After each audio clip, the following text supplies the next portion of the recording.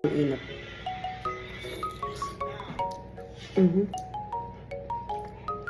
Hi guys, good morning. Welcome to my mini vlog. Sarap.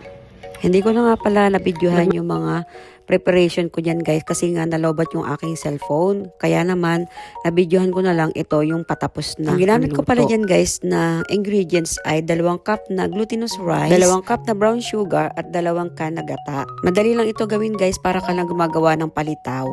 Pero, lulutuin mo nga lang siya sa kakang gata. At kung napaibig nga kayo guys dito sa akin niluluto, ay ilalagay ko sa comment section ang ingredients. Ito ay simple lamang guys. Kaya napakadali lang itong gawin.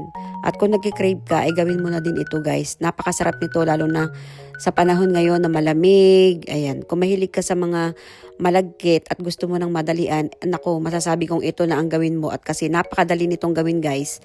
Simpleng-simple pero masarap. So yun lamang guys. Thank you for watching.